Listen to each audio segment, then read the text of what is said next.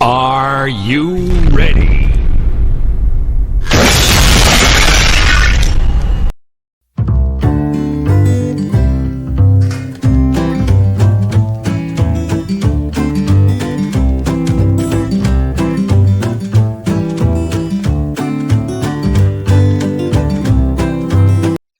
Assalamualaikum warahmatullahi wabarakatuh. Salam sehat, salam bahagia untuk kita semua. Berjumpa kembali dengan saya Ajrin Karim, masih dalam tutorial penggunaan aplikasi SPSS dalam uji statistik, parametrik ataupun non-parametrik. Baik, sebelum kita menentukan uji statistik parametrik ataupun non-parametrik, kita perlu melakukan uji normalitas terlebih dahulu terhadap nilai pretest dan post-test di kelas eksperimen, pretest dan post-test di kelas kontrol, untuk menentukan uji beda pada keduanya, serta menentukan normalitas post-test di kelas eksperimen dan post-test di kelas kontrol untuk menentukan uji beda pada keduanya. Maka pertama kita mempersiapkan penjelasan mengenai uji normalitas, yang kedua laman SPSS, dan yang ketiga yang perlu kita siapkan adalah nilai pretest, post-test kelas eksperimen, dan kelas kontrol. Baik, mari kita lakukan simulasinya. Nah, untuk uji normalitas itu sendiri adalah proses untuk menguji apakah data yang dimiliki mengikuti distribusi normal atau tidak. Yang mana pada uji normalitas ini kita menggunakan tes Shapiro-Wilk jika data kurang dari 50 dan Kolmogorov-Smirnov jika data lebih dari 50. Dasar pengambilan keputusan adalah jika nilai signifikansi atau p-value di atas 0,05 maka data berdistribusi normal. Maka jenis tes yang diambil selanjutnya adalah tes parametrik dan digunakan min. Namun jika nilai signifikansinya di bawah 0,05 dapat disimpulkan maka distribusi data nilai tersebar secara tidak normal. Maka jenis tes yang diambil selanjutnya adalah tes non-parametrik dan digunakan median.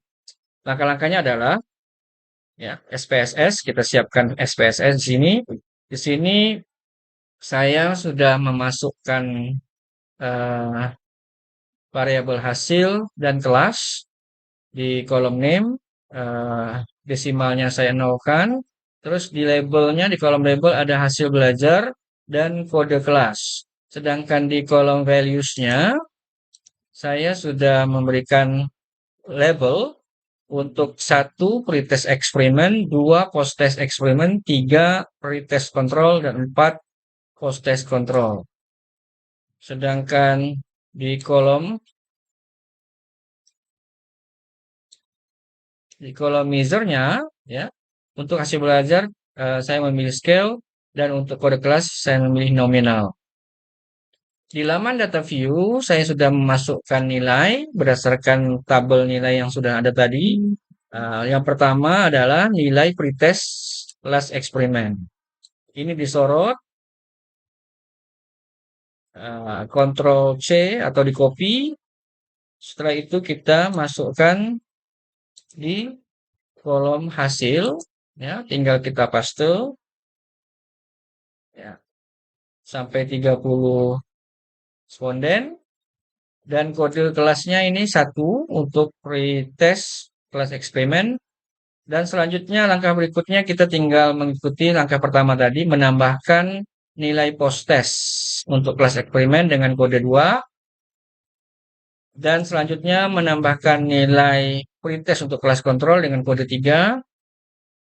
Dan berikutnya adalah menambahkan nilai post-test kelas kontrol dengan kode 4. Berikutnya setelah siap datanya kita tinggal klik analyze. Kita pilih descriptive statistik dan pilih explore. Untuk hasil belajar kita masukkan ke dependent list dan kode kelas kita masukkan ke factor list. Setelah itu kita klik plot, kita klik histogram, dan kita klik normality plot with test. Setelah itu kita klik continue dan kita klik OK. Nah, kita sudah mendapatkan hasil dari uji normalitas tadi. tinggal kita baca hasil normalitasnya. Nah, berdasarkan hasil dari uji normalitas atau test of normality, kita sudah mendapatkan hasil, ya. Ada kode kelas, ada kolom hasil belajar, kode kelas, pretest eksperimen sampai post test control dengan statistik 0, sekian-sekian, ya. Terus degree of freedom-nya yaitu jumlah respondennya ada 30, ada kolom signifikansi Kolmogorov-Smirnov, dan ada juga tabel untuk Shapiro-Wilk. Maka yang kita ambil di sini adalah tabel Shapiro-Wilk karena responden kita tidak melebihi 50. Dari data tersebut dapat kita simpulkan bahwa yang pertama diperoleh hasil uji normalitas pretest kelas eksperimen dengan nilai signifikansi p-value 0,009. 0,009 seperti yang sudah kita dapatkan dari data SPSS ini lebih kecil, ya, data 0,09 ini adalah lebih kecil dari 0,05, maka data nilai pretest kelas kontrol dengan menggunakan media augmented reality untuk pembelajaran biologi tersebar secara tidak normal. Sementara hasil normalitas post-test kelas eksperimen dengan nilai signifikansi 0,327, artinya lebih besar dari 0,05, maka data nilai post-test kelas eksperimen dengan menggunakan media augmented reality untuk pembelajaran biologi tersebar secara normal. Dengan demikian dapat disimpulkan bahwa uji beda pretest dan post-test kelas eksperimen menggunakan uji statistik non-parametrik karena salah satu data tidak berdistribusi normal. Dan untuk uji statistik non-parametrik yang sesuai adalah uji Wilcoxon. Kesimpulan yang kedua adalah diperoleh hasil uji normalitas pretest kelas kontrol dengan nilai signifikansi adalah 0,240, artinya lebih besar dari 0,05. Maka data nilai pretest kelas kontrol dengan menggunakan media video untuk pembelajaran biologi tersebar secara normal. Sementara hasil uji normalitas post-test kelas kontrol dengan nilai signifikansi p-value 0,83, ya, lebih besar dari 0,05, maka data nilai post-test kelas kontrol dengan menggunakan media video untuk pembelajaran biologi tersebar secara normal. Dengan demikian dapat disimpulkan bahwa uji beda pretest dan post-test kelas kontrol menggunakan uji statistik parametrik karena kedua data berdistribusi normal. Dan untuk uji statistik parametrik yang sesuai adalah per sample t-test. Kesimpulan yang ketiga, diperoleh hasil uji normalitas post-test kelas eksperimen dengan nilai signifikansi 0,327 lebih besar dari 0,05, maka data nilai post-test kelas eksperimen dengan menggunakan media augmented reality untuk pembelajaran biologi tersebut secara normal, sementara hasil uji normalitas post-test kelas kontrol dengan nilai signifikansi atau p-value-nya adalah 0,083 lebih besar dari 0,05, maka data nilai post-test kelas kontrol dengan menggunakan media video untuk pembelajaran biologi tersebar secara normal. Dengan demikian dapat disimpulkan bahwa uji beda post-test kelas kontrol dan post-test kelas eksperimen menggunakan uji statistik parametrik karena kedua data post-test berdistribusi normal. Dan untuk uji statistik parametrik yang sesuai adalah independent sample t-test. Demikian hasil uji normalitas. Selanjutnya kita akan melakukan uji beda pada kedua nilai pretest maupun post-test di kelas eksperimen maupun di kelas kontrol.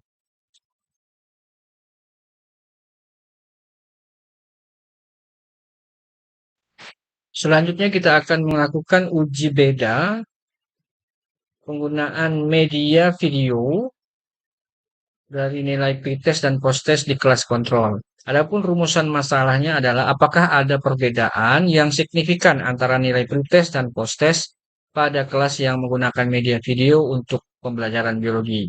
Adapun hipotesisnya adalah HO tidak ada perbedaan, sedangkan HA-nya ada perbedaan yang signifikan antara nilai pretest dan post-test pada kelas yang menggunakan media video untuk pembelajaran biologi. Pada kesempatan sebelumnya kita sudah melakukan uji normalitas untuk nilai pretest dan post-test kelas kontrol. Adapun hasilnya, uji normalitas pretest kelas kontrol dengan nilai signifikansi p-value 0,240 lebih besar dari 0,05, maka data nilai pretest kelas kontrol dengan menggunakan media video untuk pembelajaran biologi tersebar secara normal. Selanjutnya diperoleh hasil uji normalitas post-test di kelas kontrol dengan nilai signifikansi p-value 0,83. lebih besar dari 0,05, maka data nilai post-test kelas kontrol dengan menggunakan media video untuk pembelajaran biologi tersebar secara normal. Dengan demikian, dapat disimpulkan bahwa uji beda pretest dan post-test kelas kontrol menggunakan uji statistik parametrik karena kedua data berdistribusi normal. Dan untuk uji statistik parametrik yang sesuai adalah per sample t-test. Baik, pada kesempatan ini kita akan melakukan uji beda pretest dan post-test kelas kontrol dengan menggunakan uji per sample t-test pada uji parametrik. Konsep dasarnya adalah uji per sample t-test bertujuan untuk mengetahui apakah terdapat perbedaan rata-rata dua sampel yang saling berpasangan, yaitu pretest dan post-test di kelas kontrol. Dua sampel yang dimaksud adalah sampel yang sama namun mempunyai data yang berbeda. Uji per sample t-test merupakan bagian dari uji statistik parametrik. Oleh karena itu, sebagaimana aturan dalam statistik parametrik, data penelitian haruslah berdistribusi normal. Nah, jadi sesuai dengan pembuktian dari uji normalitas tadi, kita akan melakukan uji statistik parametrik karena kedua data pretest dan post-testnya berdistribusi normal. Adapun rumusan masalah yang akan kita jawab dengan uji per sample t-test adalah apakah ada perbedaan yang signifikan antara nilai pretest dan post-test pada kelas yang menggunakan media video untuk pembelajaran biologi. Adapun langkah-langkah uji per sample t-test dengan SPSS adalah input, analisis, dan output SPSS. Nah, sekarang langkah pertama adalah input. Yang perlu kita siapkan adalah laman SPSS untuk uji per sample t-test. Setelah itu kita mempersiapkan data nilai ya untuk menjadi sumber uji statistik per sample t-test di SPSS-nya. Langsung saja kita siapkan laman SPSS-nya. Pada laman variable view, column name kita tuliskan pre untuk yang pertama dan yang kedua adalah post. Desimalnya kita nolkan saja. Untuk di kolom label, yang pertama adalah pre-test class control. Dan yang garis kedua adalah post-test class control.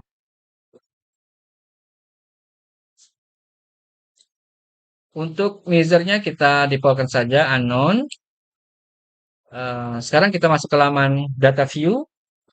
Ada kolom pretest dan kolom post-test untuk kelas control. Kita akan memasukkan nilainya. Kita copy nilai pretest dan post-test di kelas control dengan menyorot kedua nilai tersebut dan Ctrl C sebagai copy. Selanjutnya kita kembali ke laman SPSS tadi. Kita kopikan nilai tersebut dengan Ctrl V. Nah, data sudah siap. Sekarang tinggal kita menganalisisnya dengan memilih menu Analyze. Setelah itu adalah Compare Mean. Kita pilih Per Sample t-test. Nah, untuk pretestnya kita masukkan ke variabel pertama dan post-testnya ke variabel kedua. Setelah itu kita klik OK. Nah, di sini kita sudah mendapatkan hasil dari uji SPSS per sample t-test. Ya, per sample t-test. Mari kita baca hasil dari uji ini. Adapun output yang pertama adalah per sample statistik. Di sini ada pretest post-test dengan rata-rata pretestnya itu 41,73, post-testnya di kelas kontrol 75,57 dengan responden 30 orang, standar deviasinya 17,741 dan 13,741 dengan standar error mean-nya 3,239 dan 2,507. Pada output ini diperlihatkan hasil ringkasan statistik deskriptif dari kedua sampel atau data pretest dan post-testnya. Kita masuk ke output yang kedua yaitu per sample correlation, di mana kita disuguhkan data untuk pretest control dan post-test control dengan responden 30.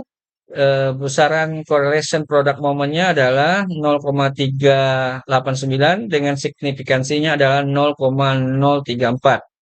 Adapun dasar pengambilan keputusan dalam korelasi persen produk momen adalah jika nilai signifikansinya lebih besar dari 0,05, maka tidak ada hubungan antara nilai pretest dan post-test.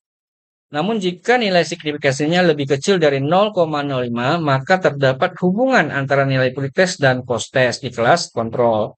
Jadi berdasarkan hasil signifikansinya di output kedua ini, 0,034 itu lebih kecil dari 0,05, maka disimpulkan bahwa terdapat hubungan antara nilai pretest dan post-test di kelas kontrol. Berikutnya adalah hasil dari uji PET sample t-testnya pada tabel PET sample t-test. Kita sudah mendapatkan hasilnya seperti ini, ya, sama datanya dengan yang kita uji tadi.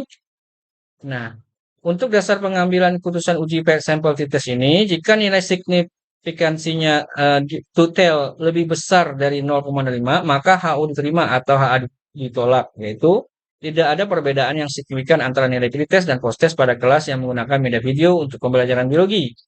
Namun jika nilai sig totalnya lebih kecil dari 0,05, maka HO ditolak atau HA diterima, yaitu ada perbedaan yang signifikan antara nilai pretest dan post-test pada kelas yang menggunakan media video untuk pembelajaran biologi. Nah, berdasarkan hasil dari tabel per sampel t-test ini, kita bisa mengambil keputusan. Berdasarkan output per sampel test, diketahui nilai sig total bernilai 0,000. Karena nilai 0,000 lebih kecil daripada 0,05, maka dapat disimpulkan bahwa HO ditolak atau HA diterima. Artinya ada perbedaan yang signifikan antara nilai pretest dan post-test pada kelas yang menggunakan media video untuk pembelajaran biologi. Demikian hasil dari uji per sampel t-test pada nilai pretest dan post-test kelas kontrol.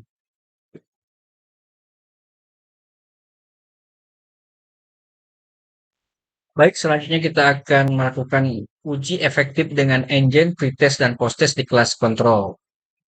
Nah, berdasarkan hasil dari uji beda pretest dan post-test di kelas kontrol yang kita lakukan dengan uji PET sampel t-test sebelumnya, didapatkan hasil 3 output, di mana dengan keputusan akhirnya yaitu berdasarkan output PET sampel test diketahui nilai sig total bernilai 0,000 karena nilai 0,000 lebih kecil dari 0,05, maka dapat disimpulkan bahwa HO ditolak atau HA diterima. Artinya ada perbedaan yang signifikan antara nilai pretest dan post-test pada kelas yang menggunakan media video untuk pembelajaran biologi. Nah, sekarang kita akan lanjutkan uji efektivitas dengan engine kelas kontrol. Di mana konsep dasar uji engine score adalah normalized gain atau engine score bertujuan untuk mengetahui efektivitas penggunaan suatu metode atau media dalam penelitian one group pretest, post-test, design, maupun penelitian yang menggunakan kelompok eksperimen dan kontrol. Dalam hal ini, uji engine score digunakan untuk mengetahui efektivitas penggunaan media video dalam pelajaran biologi di kelas kontrol. Gain score adalah selisih antara nilai post-test dan pretest kelas kontrol dengan media video dalam pelajaran biologi. Dalam penelitian one group pretest post-test design atau eksperimen design, uji N-gain score dapat digunakan ketika ada perbedaan yang signifikan antara nilai rata-rata pretest dengan post-test kelas kontrol dengan media video melalui uji PET sample test. Nah, berdasarkan hasil dari uji PET sample test sebelumnya, terdapat perbedaan yang signifikan antara nilai pretest dan post-test pada kelas kontrol menggunakan media video untuk pembelajaran biologi. Adapun rumus menghitung engine score pada kelas kontrol dengan media video adalah engine sama dengan skor post-test dikurang skor pretest dibagi skor ideal yaitu 100 dikurang skor pretest. Dengan keterangan skor ideal adalah nilai maksimal tertinggi yang dapat diperoleh. Adapun kategori perolehan nilai engine score, kita gunakan kategori tafsiran efektivitas engine yaitu jika nilai engine lebih kecil dari 40 berarti kategorinya tidak efektif. Sedangkan jika nilai engine-nya 40 sampai 55, maka media video dikatakan kurang efektif. Nilai 56,75 dikategorikan media video cukup efektif. Jika nilai engine-nya lebih besar dari 76, maka kategori media videonya adalah efektif. Sumbernya adalah HRRR 1999. Baik, untuk melakukan uji engine ini kita sudah mempersiapkan laman SPSS hasil dari uji pretest tadi. Kita ada 3 variabel, ada kelompok, pretest, dan posttest. Untuk kode kelas itu kita masukkan kode 2 sebagai kelas kontrol. Sedangkan baris kedua pretest untuk kelas kontrol, baris ketiga adalah posttest untuk kelas kontrol. Nah, untuk di data view kita sudah mempunyai nilai yang sudah kita kopikan hasil dari pretest dan posttest di kelas kontrol dengan kode kelas kelompok 2. Nah, ini bisa kita lakukan sekaligus juga untuk pretest posttest kelas eksperimen dengan memasukkan nilai pretest dan posttestnya di atas dari nilai kelas kontrol ini dengan kode kelompok adalah 1. Namun kita akan lakukan satu persatu. Untuk yang pertama ini adalah uji efektivitas engine untuk kelas kontrol. Sebelum kita melakukan uji efektivitas engine, kita akan merubah nilai ini menjadi beberapa variabel. Yang pertama, kita lakukan transform compute variable. Kita akan lakukan berdasarkan rumus dari engine score, yaitu skor pretest dikurang skor posttest dikurang skor pretest. Ya, jadi kita terlebih dahulu kita cari hasil dari skor pretest, posttest, post yang dikurang pre, ya. Untuk data nilainya kita ambil post, kita masukkan, kita ambil simbol kurang, dan kita mengambil nilai pretestnya. Setelah itu oke. Nah, kita sudah mendapatkan hasil dari pengurangan posttest ke pretest. Berikutnya kita variabel baru yaitu kita ingin mencari hasil skor ideal yang dikurang skor pretest, yaitu skor idealnya 100, kita kurang skor pretest. Jadi kita masukkan nilai 100, yang dikurang skor pretest. Setelah itu kita masukkan, oke. Kita sudah mendapatkan variabel yang baru yaitu nilai ideal yang dikurang pretest. Selanjutnya berdasarkan formula ini kita akan membagi nilai hasil dari perolehan posttest dikurang pretest dibagi skor ideal yang dikurang skor pretest. Berikutnya kita buat variabel baru yaitu engine score, yaitu skor posttest. Kita hapus dulu. Posttest kita masukkan yang sudah dikurang pre dibagi skor ideal yang sudah dikurang skor pretest. Masukkan, baru kita oke kan. Kita sudah mendapatkan hasilnya di sini. Berikutnya engine score kita akan jadikan persen dengan cara transform compute variable. Kita hapus dulu ini. Engine score kita akan jadikan engine persen dengan cara engine score kita masukkan dikali nilai 100. Setelah itu kita oke kan. Nah, kita sudah mendapatkan hasilnya di sini. Tinggal kita analisis dengan menggunakan klik analyze, deskripsi statistik, berikutnya explore. Nah, untuk engine persen kita masukkan ke dependent list, kode kelas kita masukkan ke factor list. Setelah itu kita oke kan. Nah, kita sudah mendapatkan hasilnya. Hasilnya di sini, di mana untuk engine persen kelas kontrol rata-ratanya adalah 55,8386, sedangkan nilai minimalnya adalah 10,81 dan nilai maksimalnya adalah 94,00. Nah, hasil tadi boleh kita masukkan ke dalam hasil analisisnya untuk olahan analisis dari engine persen tadi. Seperti ini. Maka interpretasi datanya adalah berdasarkan hasil perhitungan uji engine score tersebut menunjukkan bahwa nilai rata-rata engine score untuk kelas kontrol media video adalah sebesar 55,84 dan jika dibulatkan menjadi 56. Jadi berdasarkan tabel skala nilai tafsiran efektivitas engine, untuk nilai 56 sampai 75 termasuk dalam kategori cukup efektif. Nah, seperti ini ya, 56 sampai 75 cukup efektif kategorinya. Dengan nilai engine score minimal 10,81 atau 11% dan maksimal 94%. Maka dapat disimpulkan bahwa penggunaan media video di kelas kontrol cukup efektif dalam meningkatkan hasil belajar biologi. Demikian hasil uji efektivitas dengan engine di kelas kontrol.